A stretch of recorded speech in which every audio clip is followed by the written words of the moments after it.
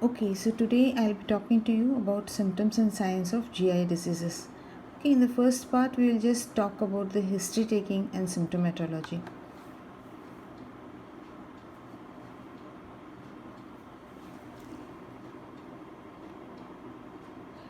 So, how do you interpret various GI symptoms? When the patient comes to you, the patient comes with a variety of symptoms, and you have to interpret. And according to what the patient speaks to you, you have to ask further questions about it.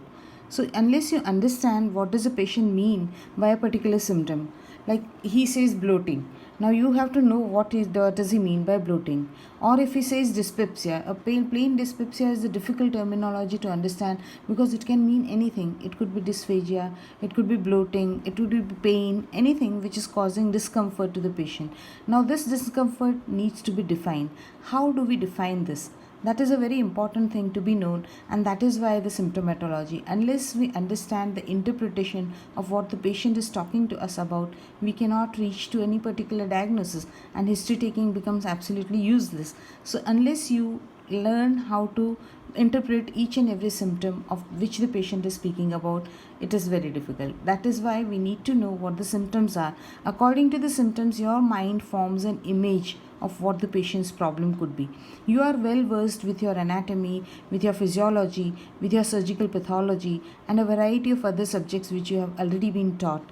Now, these taught subjects have to be implemented in knowing as to what is the patient's problem, and accordingly, you will examine the patient. During examination also, you have your inner eye telling you what is happening to this particular patient, what is he talking about, what has he talked about, and what am I supposed to see on examination in this particular patient.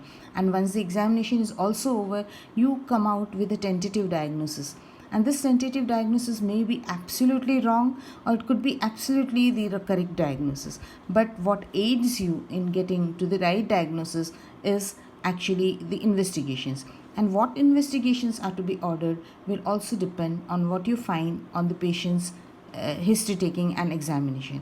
And accordingly, with the investigations also, you have to decide which one is the best investigation, the most important in diagnosis. What is that investigation? Second thing you want to know is how much is the spread of the particular disease, whichever disease the patient has come to you with. If your diagnosis is confirmed, you want to know how much has it spread. If it is malignancy, how much has it spread? If it is inflammation, what all organs has it involved? If it is any other disorder, what all other possible organs are involved? Like if there is a syndrome, you have to know which other organ system is also involved in this. And accordingly, your history taking, your investigations, your examination, everything depends on that. And once you have reached a diagnosis and you have also come to you known the extent of the disease, what is the next step you need to know about? As a surgeon, you need to know whether this patient is fit for surgery or not. And if you are going to do a surgery, what kind of a surgery? Is it an invasive surgery? Is it a minimally invasive surgery? Or is it just a conservative management or resorting to other departmental help like interventional radiology? Which one is going to help the patient the best is what you need to know.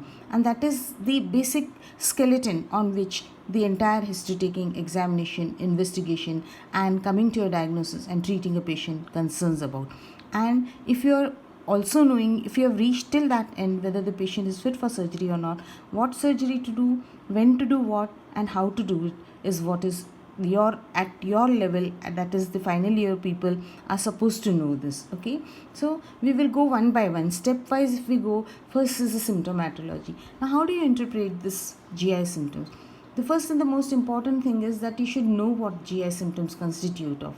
And these are the various, about 10 gross symptoms which with the patient comes. There will be subtle small symptoms which can be associated with other disorders also. So that also you should be knowing. But the main things are that one thing I would like to make it clear to you all, that GI symptoms are not just pertaining to GI symptoms itself. There are surrounding structures which lead on to similar problems, like urological problems also mimic GI symptoms, gynecological problem also mimic GI symptoms. These are the intra-abdominal two different organ systems which mimic GI symptoms. Another thing is there can be a retroperitoneal pathology which also causes this. other than the urological organ system. Then we also have other organ system separate and outside of abdomen, which can also lead on to abdominal symptoms. Like you have many of the medical disorders which also present as this.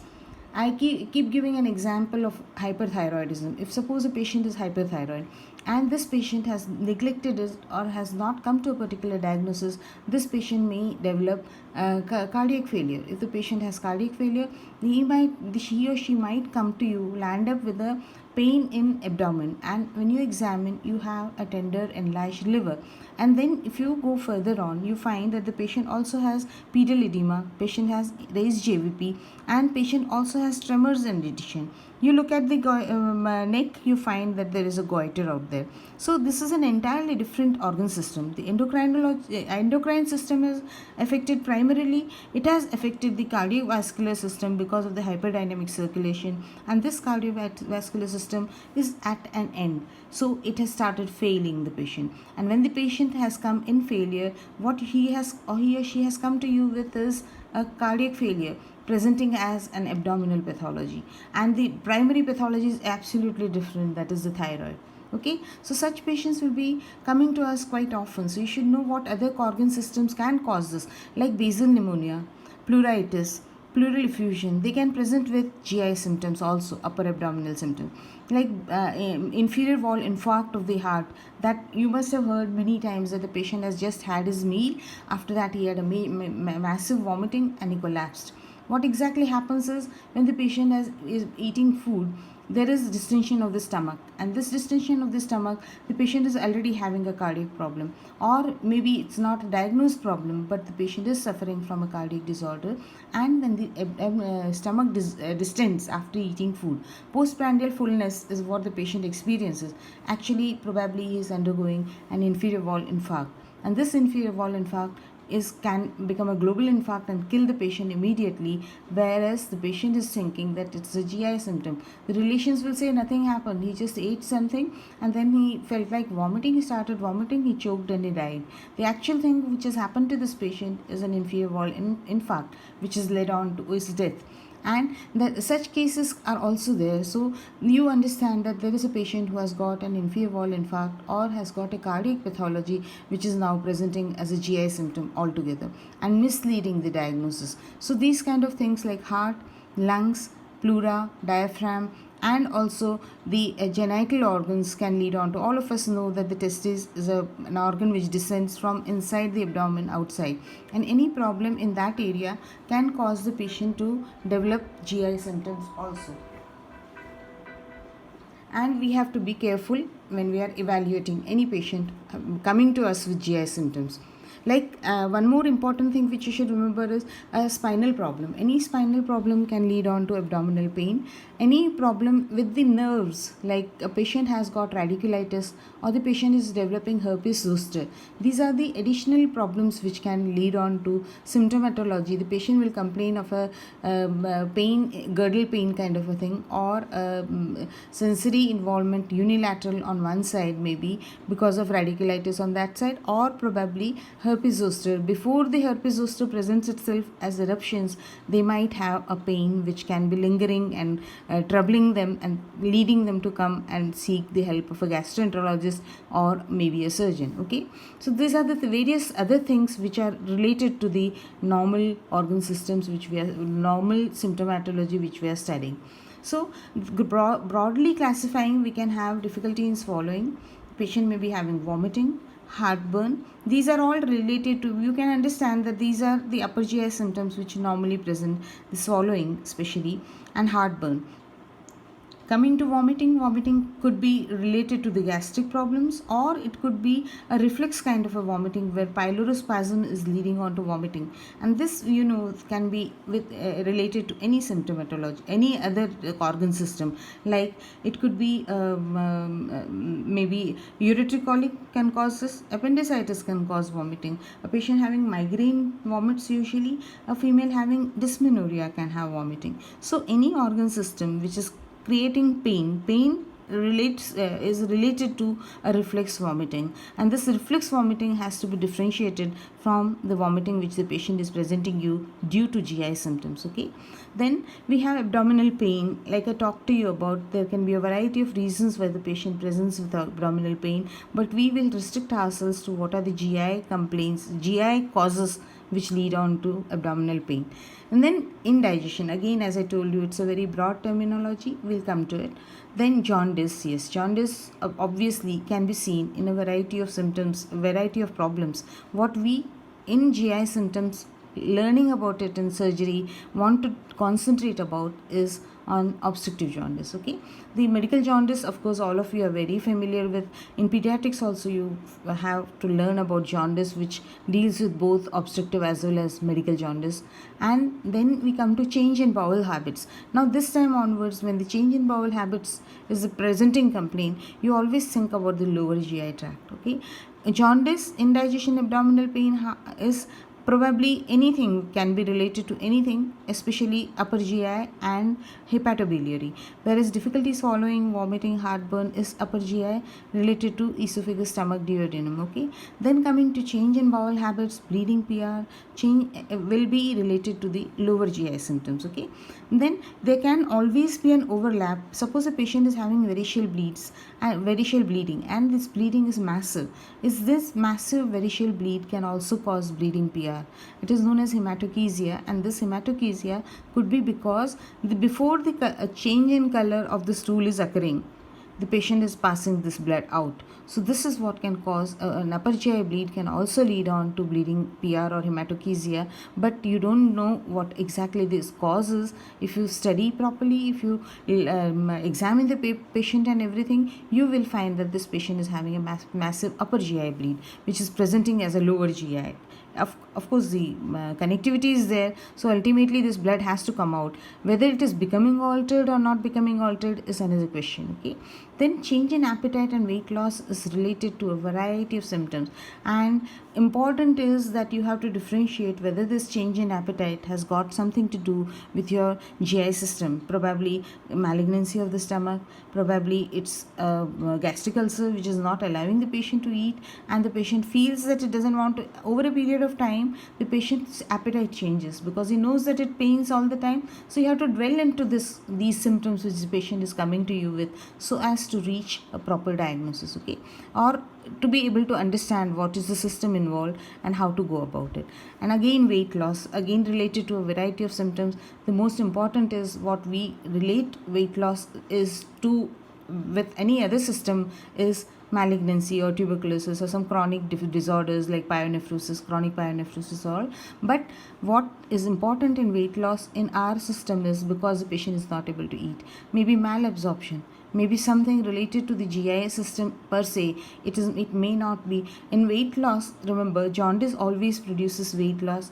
The patient always has weight loss when he is not able to eat properly. So it is primarily to do with it. What my teachers used to always say is it's very easy to do renal transplants because the patient keeps on eating. There is nothing gone wrong with his appetite. Whereas a liver transplant is difficult to manage because for a week at least the patient doesn't feel like eating. So these are the important things. So GI system primarily also affects appetite and leads on to weight loss. So these two symptoms are common in probably all the organ systems in the body, but most importantly the GI system. Okay, so we go to each one of them separately.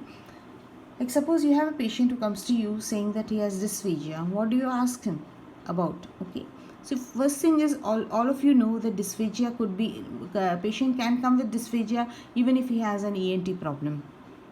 So you have to ask him first and the foremost. The question which you ask is duration, onset and progression. So these questions are common to all the symptoms which the patient comes to you with. So you ask him how long has he had the problem with for, and then you ask how is it like. You have to ask him to define what dysphagia, what does he mean by dysphagia.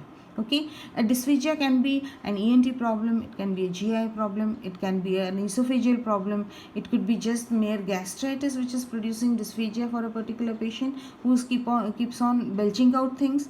Then there will be a patient who can come with dysphagia when he has even if he has a respiratory problem, he can have this kind of a dysphagia.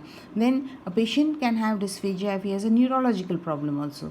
Then a patient can also have dysphagia if he has got a psychological problem. So these are the other systems which can cause this particular symptom, and you have to dwell on it. That is why you ask him, how does he feel like? What does he mean by dysphagia?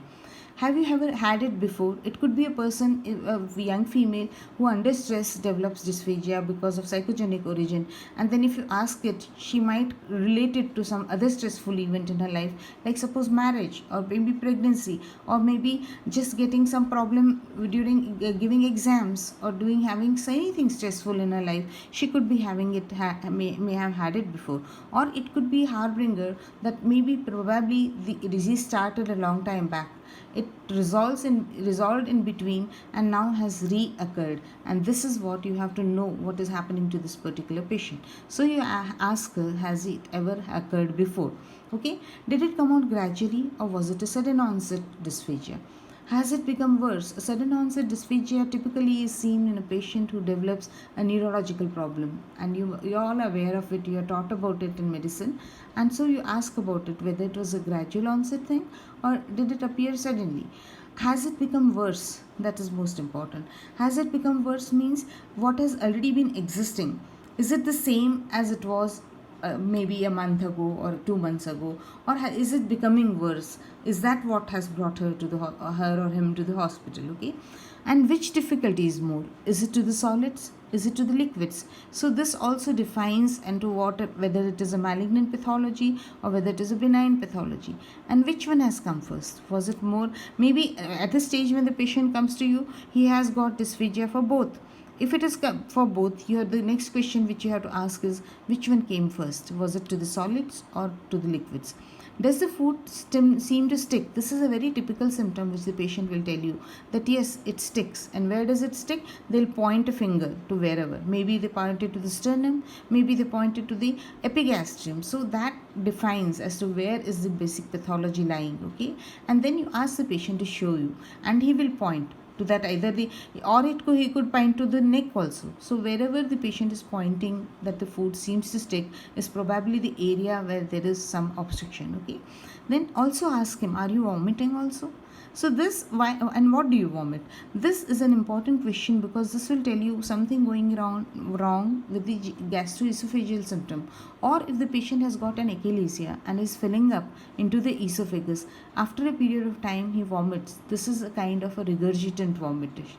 He is not vomiting because of the contraction, because normally the vomitus means that there is a vigorous contraction of the end mass contraction of the stomach, which throws everything up a dilated gastroesophageal junction. Is it that, or is it just regurgitant vomiting? So that is what you have to ask about. And then what is the content of the vomiting? Maybe the patient has got a very dilated system down there, and what is he is vomiting is putrefied food material. So that is what you need to know. And then you also ask about appetite. Is appetite also affected along with your dysphagia? That will define a number of things. Then what about weight? Is the patient losing weight? Usually esophageal symptoms, you always see that a patient who walks into the OPD and is an absolutely cachexic patient complaining of dysphagia, the first thing you think about is malignancy. It could also be achalasia, because these patients start losing weight because nothing is going inside. Another important thing which you should remember is these patients who are not eating properly, are not even drinking properly, are having also bound to have some constipation, which has to be inquired into. Okay, constipation is usually related to dysphagia because of inadequate intake. And then another thing you have to ask is, anything else you feel seems wrong with you? It could be anything. The patient may be feeling feverish, patient may not be feeling like doing things, patient is having malaise, patient is having any other symptom which is wrong. Okay, maybe he is having cardiac problems. So a very large cardiomegaly or right atrial enlargement also causes dysphagia. You should remember that. So cardiac problems you have to be asked about, respiratory problem have to be asked about, because these patients also need the most important and difficult problem to deal with in patients who have got dysphagia is when they come to you, mainly malignancy or achalasia, they always have some amount of regurgitation, because they are not able to, if they lie flat, whatever is not going down the gullet is going up and getting aspirated into the lungs. So these micro aspirations make our life miserable, because anesthesia is difficult, chest is always bad in patients who have got malignancy or achalasia, and so both the things have to be you have to think about it, and you have to deal with both the problems at the same time. Okay, so that is why you ask them, do you feel anything is wrong with you? So they may say that yes, the cough is disturbing, the cough is bad, we cannot lie down straight in the night, and then when we lie down we get up with a choking feeling, and a lot of mucus and this thing comes out. So you have to ask about the other symptoms which could be associated along with dysphagia. Okay, next, coming to vomiting, one of the most important symptoms with which a GI problem patient comes to you is when did the vomiting start, and what all do you vomit? Is it food, water, bile, a greenish stuff, acid, or blood? If it is food, what is it? Is it something which you have just eaten, or is it some stale food particle coming out? And you know what is the implication of that, okay? And if there is an irritative symptom, it is just eaten food which comes out. A gastritis patient is vomiting, as well as a gastric outlet patient, obstruction patient is vomiting. It's our job to differentiate on history taking itself whether it is a gastric outlet obstruction we are dealing with, or if it is a gastritis patient which we are dealing with. A gastric outlet obstruction patient also has gastritis because of the stale food staying inside the stomach. It is causing a chronic gastritis symptom, but for presentation the patient comes with will be of stale food vomitus. Okay, there can be a bile gastritis, reflux gastritis also, you all are aware of it. The patient has bile refluxing into the stomach, and what he is vomiting is yellow colored fluid, but he has gastritis. Okay, so is it blood? How do you know? If some people say that they are vomiting blood, you have to be very certain about what do they mean by they are vomiting blood. Is it fresh blood which is coming out? Is it coming in clots? Is it just coffee grounds, or is the color altered? Okay, so you come to know whether it is fresh blood and coming out in clots, that means the patient is bleeding massively, so it has not had time to react with the acid in the stomach and become discolored, okay, like coffee grounds. Okay, so you have to ask about the amount, about the color, clots, and coffee grounds. Then how often do you vomit? Some people say that they vomit only once in a day, maybe evening they vomit after having food in the morning and that food comes out, or maybe they will say that they vomit after every intake of food, or it could even be that they vomit every 5 minutes, every 10 minutes. That is a patient who needs urgent care. A patient who is vomiting, remember, the important thing in asking about vomiting is that if a patient is saying that he is vomiting, you don't just tell him off, you just don't ask him to take some medicine and go home. You have to know about this particular symptom, that how often does he vomit, what is the problem with his vomiting, how bad is the vomiting. If the patient is having a vomiting, continuous vomiting, and if the patient is having blood in his vomiting especially, please never send the patient back home. This patient requires admission, or he may not come back again at all. He may not be able to reach anywhere. Either he goes to somebody else to be able to getting diagnosed, or he does not come at all, because a patient having blood in vomitus can have a massive bleed and collapse anywhere that he goes to. So a patient having blood in vomitus definitely needs admission. And if the patient is having very high frequency vomiting, you cannot send the patient home saying you eat this or you take this or you do this, because the patient is going to vomit out whatever medication you are going to give and is not going to improve. So it's your responsibility to admit this patient, put them on IV fluids, control the vomiting temporarily, and then find out what is the cause of this vomiting. Okay, and is there any symptom free period is what you have to ask about, and when is it symptom free? Is it in the nights that he does not vomit? That kind of a vomiting occurs usually in a psychogenic vomiting when the daytime patient has multiple symptoms, but as soon as he falls asleep, all these symptoms miraculously disappear, because the patient obviously had the stress going on in his mind which makes him vomit while he is awake. Okay, then you have to ask him, do you feel sick all the time? The sick kind of a feeling comes when the patient has nausea. Okay, like something, suppose you have eaten something in the night which is not very going well with your system, the morning also you keep feeling, oh, I'm nauseating it, and it's don't me you we know the terminology nauseating, but otherwise the patient feels abnormal, he feels sick. That is why the term morning sickness in patients who are pregnant. Okay, so this kind of a feeling also you have to ask about. Then you have to ask them what triggers vomiting. Does the mere look of food make you vomit? Does this kind of a feeling comes when the patient is usually having associated jaundice, because the mere look of things, even the smell of smoke, like smoking is a very strong. If a patient is complaining of vomiting, a patient who's previously been a smoker and is not able to tolerate smoke, that is the kind of a patient you have to look about for liver pathology. Liver, pancreas, these things make the patient vomit just at the sight of food. This triggers vomiting, so you have to find out what is triggering the vomiting. Or is it because when you take chocolate you feel like vomiting, when you take coffee you feel like vomiting, something which is irritating the stomach? Is it that? So the patient will be able to tell you this, that what triggers the vomiting. Okay, or is it some medicine that you take? A patient of rheumatoid arthritis comes to you with vomiting, probably she is not able to tolerate the NSAIDs which she is on because of the gastritis or a recent onset something which she has developed in addition to her drug intake problem, gastritis. Okay, so anything which makes you feel better. Some people will say that in the middle of the night they get up, they go to the fridge, open it and have a drink of milk, and they feel much better after that, and they are able to sleep for 2 or 3 hours. This is what you have to ask them. Is it anything which makes you feel better? Then, does it shoot out with a great force? The kind of projectile, non-projectile, is it a regurgitant vomiting? Is it just a water brush or something like that? Has to be asked about. So you have to ask about this particular symptom, like is it a projectile vomiting? Any coughing or choking along with it? Again, esophageal problems causing aspiration, or the patient is some trickle down the trachea is causing coughing and choking. Okay, so you have to find out about that, or some neurological problem can also result in that. Okay, then coming to the next symptom, which is heartburn. You ask him again, you have to ask the patient to describe it. Unless the patient is able to describe and you are able to label it as heartburn, don't start asking questions about heartburn. Okay, ask him, the patient, to describe. As soon as it describes, you know that what is he talking about. Okay, then you ask him, how did you notice it?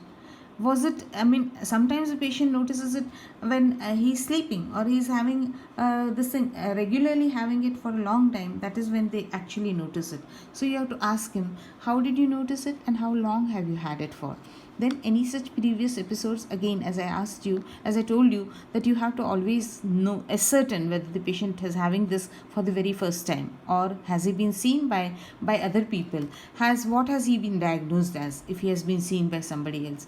Has he been having a chronic problem, or is it an episodic problem which has been occurring in the past as well? Okay, then you ask about, how has it been a gradual onset heartburn, or suddenly a patient is having an alcoholic bout in the night, and then morning onwards and next day onwards he starts feeling this heartburn.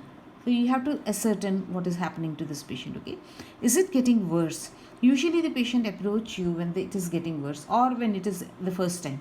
In between period, the patients are very reluctant to come to the hospital and getting themselves examined or treated, because they start getting used to a particular symptom. So when the first time it happens, patient is concerned and he comes to you. Or if it keeps on worsening, so you have to ask about this question, is it getting worse? And if he says that yes, it is getting worse, you have to find out what makes it worse exactly. Okay, is it lying down? Is it bending over?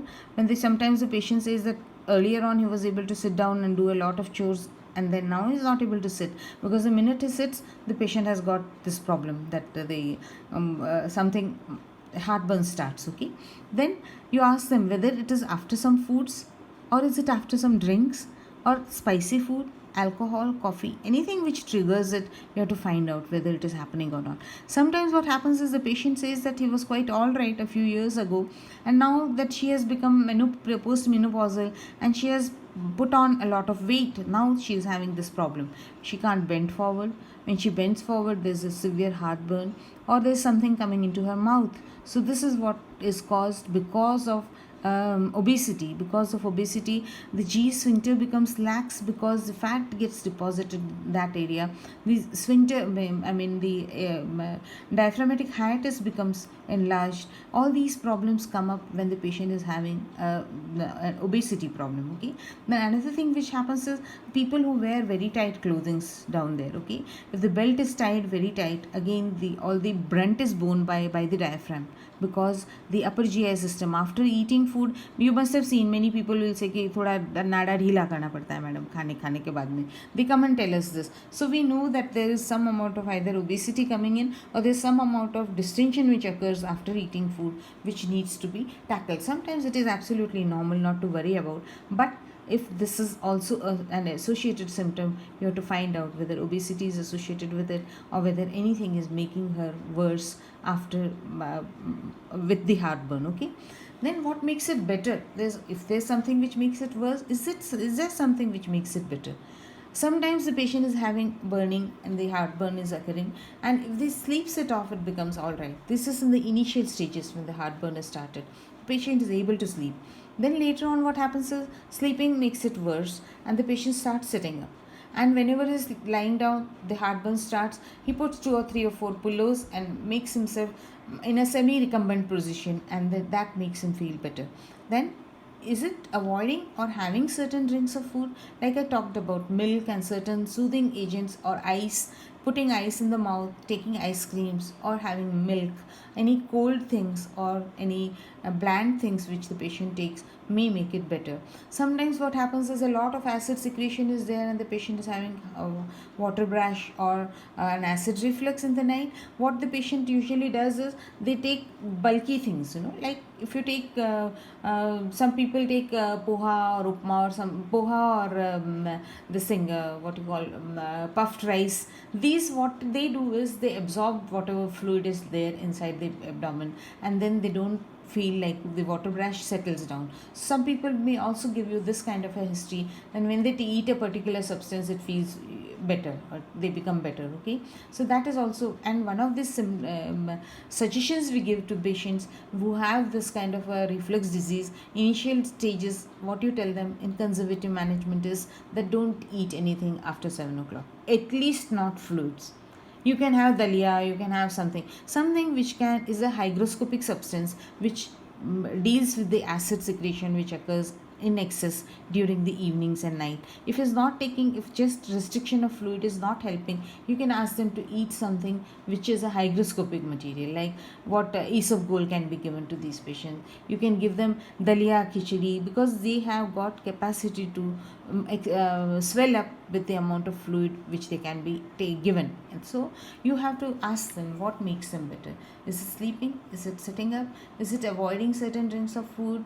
Or does he always have to take a medicine to subside? Usually they'll be taking antacid. Some people start off initially with analgesics, and that makes them feel worse. You have to ask these questions. What is the patient taking? Okay.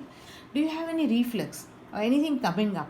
That also they will be able to tell and describe it. Is it acid reflux? Is it water brush? Or do you have any difficulty in swallowing? Is it associated?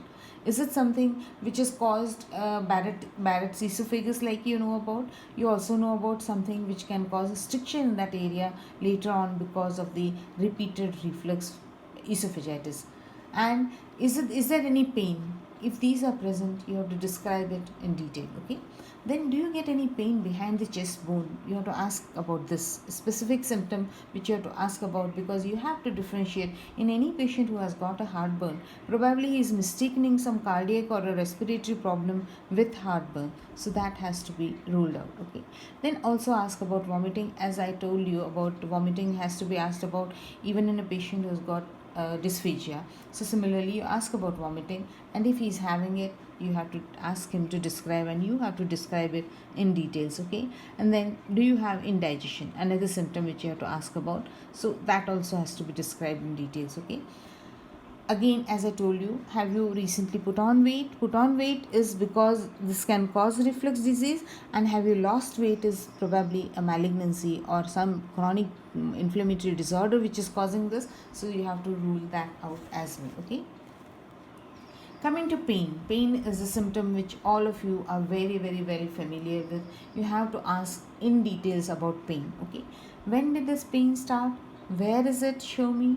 Have you ever had it before? The patient may show you the left eye have a hypochondrium, or he may show you the left iliac fossa. So accordingly, your mind is thinking in particular area, and in that particular area, what all organs and organ systems are there. Not just the GI system. You are also thinking about the renal system. You are thinking about the gynecological symptom, and as I told you, outside of abdomen. Is it a radiculitis pain? Is it a spinal cause? Is it something related to neurological problem? Is it something related to the cardiac or lungs or diaphragmatic problems? Okay, so these are the things which you have to ask about when the patient is telling you about a particular quadrant in which the pain is existing. Okay, then again the same question you have to ask it, have you ever had it before? Is it a recurrent? Is it a relapse? Is it something related to a chronic problem which is intermittently coming up and going down? Okay, has it come suddenly or gradually over a period? This is the progress. How that will help you define what the pain is going into. Okay, and does it go anywhere else? Show me. Again, the radiation of pain, shifting of pain, this has to be found out. Is it the same all the time, or is it keeps on varying? Like in the morning it is very much, and the evening there is nothing, or evening it comes up, morning you had nothing. So these kind of, is it related to anything else like food? So how bad is it? Worst of all your pains? How is the worst of all your pains? And how is the better part of it? Are you able to do everything normally? Is it a mild kind of a pain, moderate? Or is it a severe kind of pain, or just an ache which exists the entire day along? Okay. Have you had any time when you were completely free from the time it started? Has it ever been that you have had very long prolonged intervals of pain-free period? Okay. Is it constant, or does it come in waves?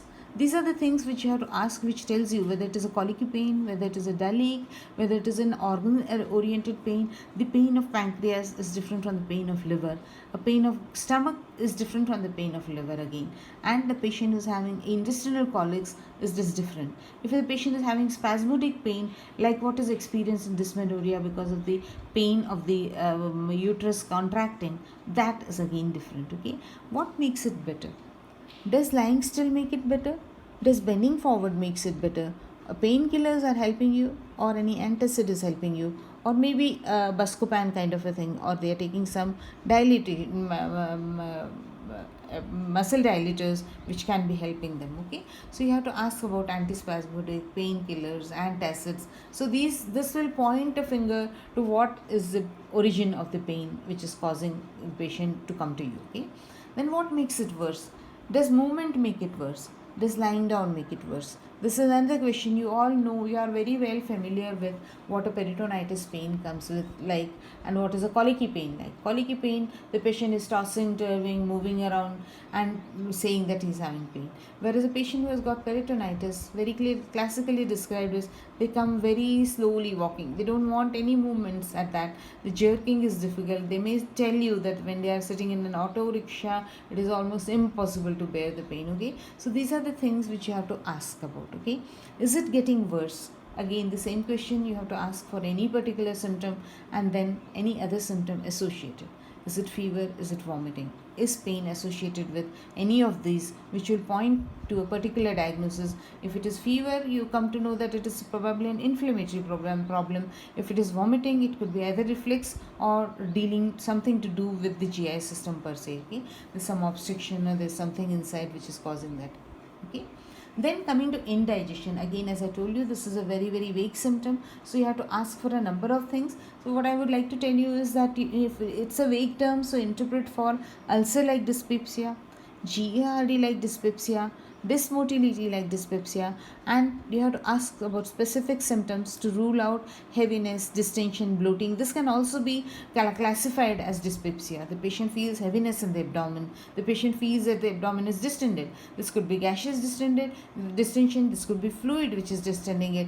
Maybe the patient has malignancy. Maybe the patient has cirrhosis and is developing distension, and the patient feels uncomfortable with this distension. Okay, If there's a bloating which could be of malignancy, and another terminology which is very very important is non-specific dyspepsia, which occurs in young females, which occurs in most of us after having some food which does not go well with the system. So these are the questions you have to always ask about and know where is this term dyspepsia arising from. Okay, ask them, do they have indigestion? If they say yes, ask them, what do you mean by it? If they say no, ask them, does he get discomfort or pain after meals? Okay, where is the discomfort? Show me. Some people will have discomfort because of constipation, some people have it after meals. Okay, so ask them where. Then ask them, when do you get it? Before meals or after meals? Okay, does it wake you up at night? That suggests the severity. Okay, what do you do about it? Have some milk or biscuits in the night? Do you have something to relieve it, or do you take some medications to relieve it? How often do you get it? Is it every day? How many times in a day? Okay, have you ever had this before? Again, the same symptom, which same question we have to ask, probably in all sorts of symptomatology in any kind of organ system. Okay, have you seen someone for it?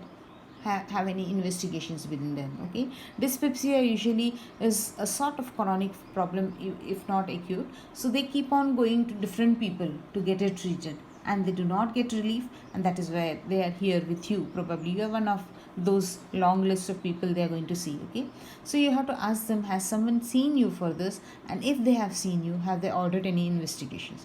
Have you been investigated, basically? Okay, most of them will come with a flyer showing that they have got an ultrasound done. Some people come with a endoscopy report, and you have to ask them about it. So if they have these reports, they have probably been explained where the origin of this particular dyspepsia is.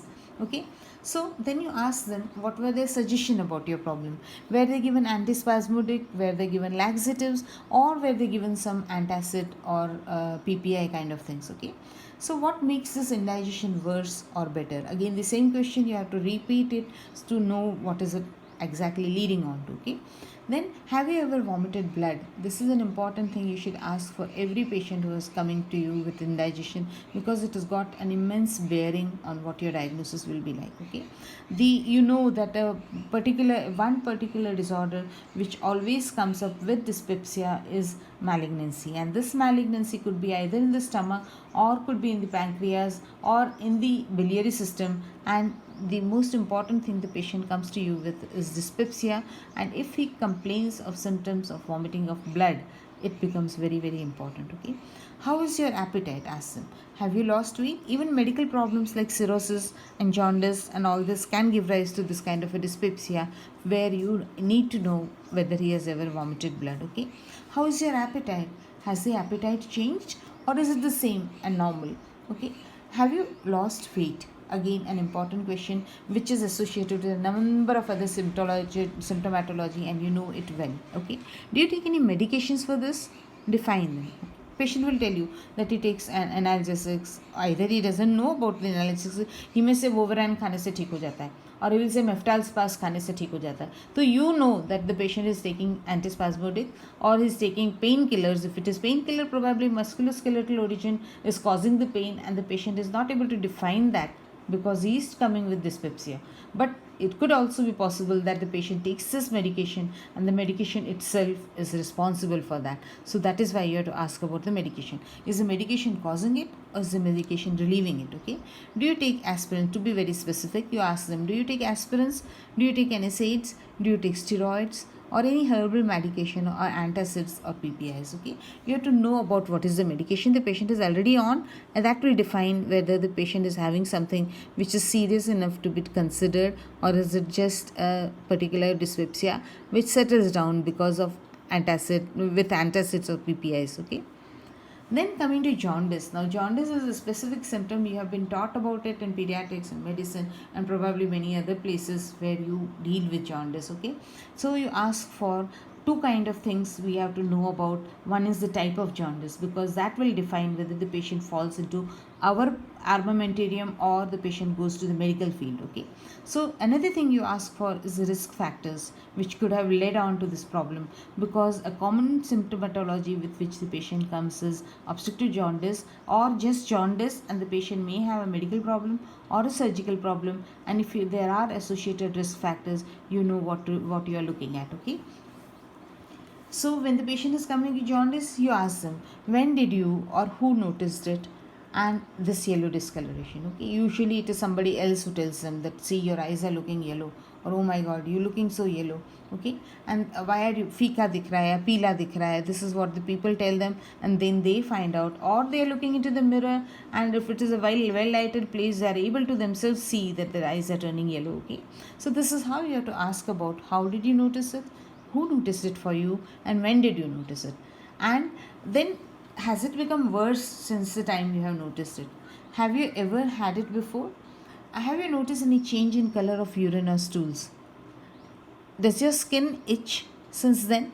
Do you have, these are specific symptoms which will tell you that the patient is having obstructive jaundice. Okay, that is itching on the skin, is change in color of urine and stools. Okay, do you have abdominal pain or distension? That also comes with it, so you have to ask about it. Again, with this I have not mentioned it here, but you must know that appetite is an important question. All the patient almost invariably with jaundice lose their appetite, because the all the secretions with the liver, all the functions, one of the most important functions of the liver is digesting food, and if the bile is not coming down, the patient will have loss of appetite. Okay, so, and also loss of weight over a period of time. Okay, does your skin itch, or do you have any abdominal pain or distension? What is your appetite like?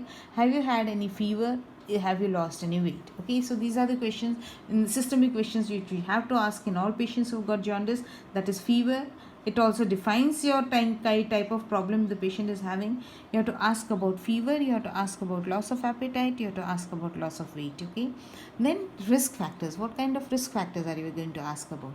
You ask patient, has he had any contact with jaundice patient? So that will suggest an infective etiology. Okay, do you drink alcohol? How much? So it could be an alcoholic hepatitis. Then any past blood or blood product transfusions for you?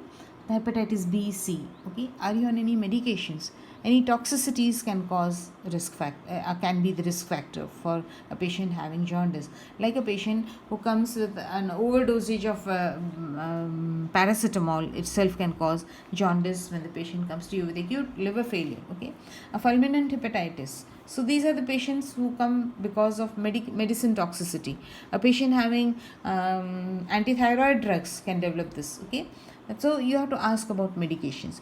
A patient on AKT, we are all very familiar with that. That is one of the most common hepatic toxicities we see in normal practice. Okay, then you ask about patients who are in the habit of injecting drugs. Some people inject drugs because they are having chronic pain problems like backaches. Some people have got malignancies and they are injecting drugs. Some people are used to drug abuse. Okay, so it could be either medical drugs which are initially started for medical problems, or it could be a patient who is addicted to drugs in the form of drug abuse, like what you see in patients who have inject drugs for other inebriants. Okay, so that is also something which you have to ask, because these are the people who might be using disinfected needles, and that can cause either hepatitis B or HIV, and both of them are capable of leading on to jaundice later on. Okay, any sexual contacts for hepatitis B, any history of hemolytic disorders, maybe in the family, so the patient will be able to tell you that. If there is an hemolytic disorder, patient may come to you with jaundice, and you can differentiate it by asking this particular question. Okay, any recent travel abroad, okay, to rule out any again an infective pathology. And then coming to bowel habits, this is another important, very very important symptomatology which the patient comes to you with. Ask him, has your bowel habit changed recently? And whenever you are given an abdominal case, remember, this is a leading question which you have to ask about. Without asking this question, your questionnaire and your abdominal examination history taking is not complete. Okay, so you ask about the patient's bowel habit. Has it changed recently? If the patient fails to understand, explain it to him. Are you having diarrhea? Has the frequency increased? Has the consistency changed? Is it constipation which has come up recently, or is it a bloating sensation if you're not able to pass? If are you not able to? Is the defecation incomplete? Do you keep taking takes to change finish your bowel movement? Okay, so you have to ask about recent diarrhea or constipation. Please define your normal bowel habits. Ask him about 10 years back or about 5 years back, how was it like, or maybe 2 years back as per the patient's history. Okay, then define the change. Is it from 1 per day to 3 per day, or has the consistency changed? Okay, if the patient says he has diarrhea, ask him, define the contents. Is it, what is the color like? Is it bilious? Is it just watery, or is it having blood in it, or is it offensive?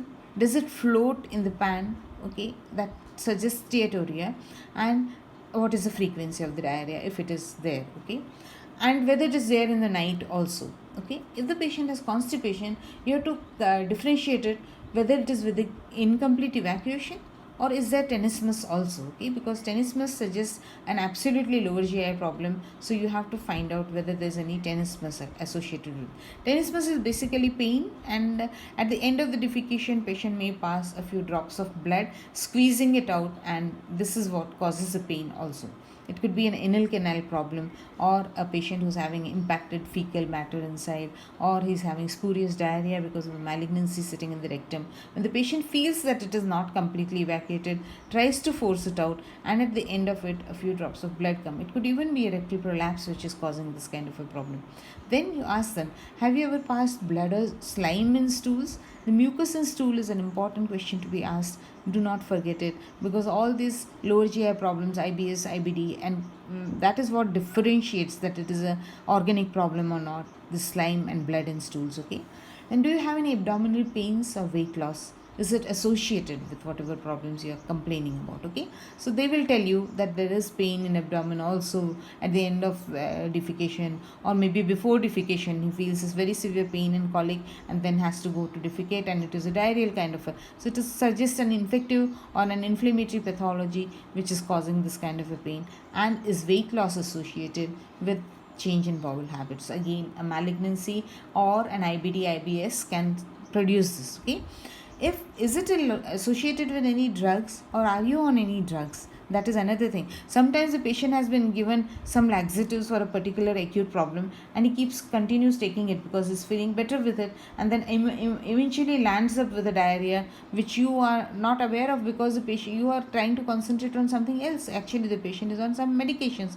which is causing all the problems which he has come to you with. Okay, next is diarrhea. You have to ask about frequency of defecation. That is one of the most important questions you have to ask about.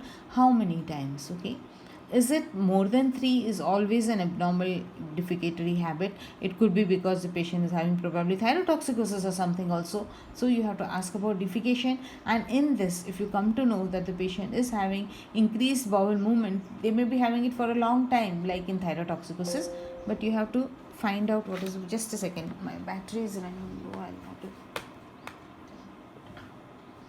Yeah, fine. So the patient has to be asked about this, that whether it is recent or has been present for a long time, this diarrhea. Some people get so used to passing motions 2 or 3 or 4 times in a day that they do not complain about it as a separate entity, and you have to question them pointingly to find out what is happening to them. Okay, then is it solid, is it liquid, or is it mixed?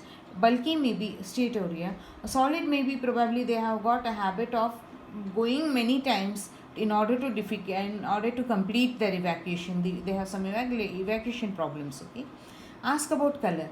If it is black, melena, is it red, having blood, is it pale, red or blood, or what is known as hematochezia also. Then is it pale, that is steatorrhea or an obstructive jaundice. Is it silvery? Silvery stools usually the patient will complain of chandi jaisa hota hai. So if you know that the patient is complaining of this, it is usually a mix of melena and fatty stools, as it is seen in tropical sprue or ampullary carcinoma, where both the things are associated together, the pancreatic problem as well as a bleeding disorder. Okay, so pus or mucus in blood has to be asked for whenever the patient is complaining of diarrhea. Okay, is the smell very offensive, or is it maybe infective, is it infective kind of a diarrhea, or is it melena? Okay, you have to ask about this, that also is important. Then does it float, is it difficult to flush away? Maybe again steatorrhea. Okay. Any other symptoms? Example, vomiting associated with it, or weight loss maybe. Okay. And has he been abroad recently? This is a question which the people who stay abroad ask, but we also need to ask if we have gone outside and change in bowel habits have occurred because of having stayed outside for a long time. Change in altered dietary system can also cause diarrhea. Okay, anyone having similar complaints in the family, like any GE or familial disorders which the patient has? Gastroenteritis can be common in a family if they have eaten the same food. Any physiological divisions, like there are some physiological divisions which the medical people will always teach you about, that is secretory, osmotic, exudative, malabsorptive. This for surgical cases usually is insignificant. The symptomatology we are mainly concerned about is the ones which you have just talked about. Okay, the physiological divisions may be important for a medical kind of a diarrhea, but in surgical diarrhea you usually are not very much concerned about these kind of questions. Okay. Then coming to constipation, what do you have to ask about in constipation? You have to ask them, what do you mean by constipation? And do you have any infrequent bowel movement, or very hard stool, or difficulty in evacuating? These are the three kind of problems which lead on to constipation. One is they have infrequent bowel movements, so that is motility disorder. There can be very hard stools which are difficult to evacuate, or the patient is actually having difficulty in evacuating. So there can be not the entire motility disorder, that means it's not the bowel which is involved. Basically it is the muscles, the evacuating muscles which are involved, skeletal muscle involvement. Bowel movement is the smooth muscle involvement, difficulty evacuating is a skeletal muscle disorder, and then there could be very hard stools, the consistency of stools which is causing constipation. Okay, so any in this you will come to know whether it is an obstructive pathology or is this not an obstructive pathology. Okay, is this a new symptom or is it an old one, and how long have you had it for? Okay, if it is recent, define the change. Normal bowel habit versus old bowel habit. This is a question which should always be asked about whenever the patient complains of something called as defecatory disorders, or if the patient complains of change in bowel habits, constipation, or diarrhea. You have to know about this. Okay. Then the next thing which you have to ask about is any blood or mucus. Again the same question comes back again. Then incomplete evacuation. Does it take, needs to empty, must go again? A pelvic floor descent problems or rectal cancers can cause spurious diarrhea. Carcinoma or impacted stools have to be asked about. Okay. Then painful, almost continuous urge to defecate is tenesmus. It is similar to stangury which occurs in urinary problems, and it indicates inflammation or tumors involving the anal sphincters. Okay. Other GI symptoms like abdominal pain, distension, loss of appetite, loss of weight have always to be asked about. Are you on any drugs like codeine? Maybe the patient is having something for respiratory problems like codeine, cough, these taking medications. These are also ganglion blockers, so these patients have to be asked about it. They might be taking anti-Parkinsonism drugs, they might be taking bronchodilators, they might be taking antidiarrheals itself, they might be on some drugs which are causing antihistaminics. They also tend to make the bowel a little paralytic, so you have to ask about all these questions. Okay, or they might be addicted to some drugs like opium. Opium addicts will always have constipation as a presenting symptoms. There can be distension of the abdomen, there can be bloating sensation. All these other symptoms may be associated with a patient who's taking opium. So you have to ask about drugs or any opioid like drugs which the patient is being put on. Maybe he's taking painkillers and they are containing this. Maybe he's taking cough syrups which are containing this. Okay, diarrhea, is it alternating with constipation or is it just constipation? Then classical in IBS, IBD, and in carcinoma mostly changes from normal to frequent. Okay, so this you have to differentiate and ask them specific questions to come to know about it. And any incontinence. Now this could be an overflow incontinence like spurious diarrhea because of fecal impaction, or it could be otherwise, probably malignancy involving the sphincters. Okay. Then coming to bleeding PR, again an important question which you have to ask. They have to ask about the color of the bleeding, how much blood is there, when did you notice it, when does it happen, is it before defecation, is it after defecation, or is it along with the defecation, is it mixed with stools, or is it not mixed with bowel contents.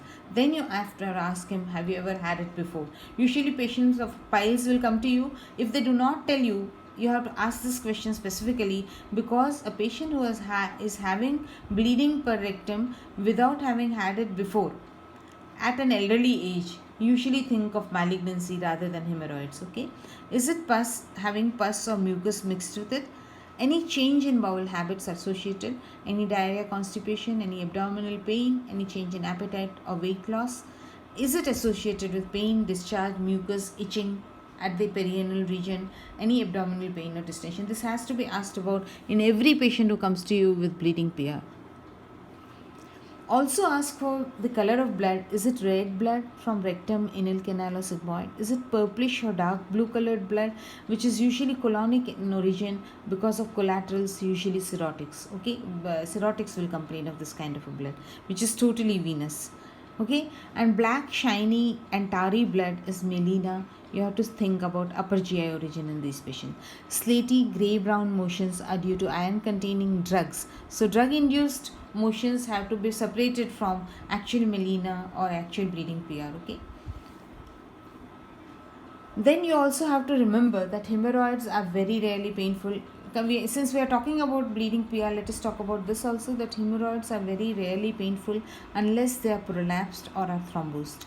Classically, bright red blood which drips in the bowel is what defines hemorrhoids. Okay, straining worsens the symptoms. Also, raised intra-abdominal pressures, like patient who has now become pregnant and who already had piles, will have worsening of symptoms. Okay, they are not varicose veins. Please remember that bleeding PR usually, our hemorrhoids are not actually varicose veins. They are due to degeneration. Nowadays the concept of bleeding PR due to hemorrhoids has changed, and it is known now very well and for certain that it is due to degeneration of suspensory ligaments in the anal canal cushions, which slip out of place and result in bulky, the hemorrhoids forming, or what you see on the proctoscope.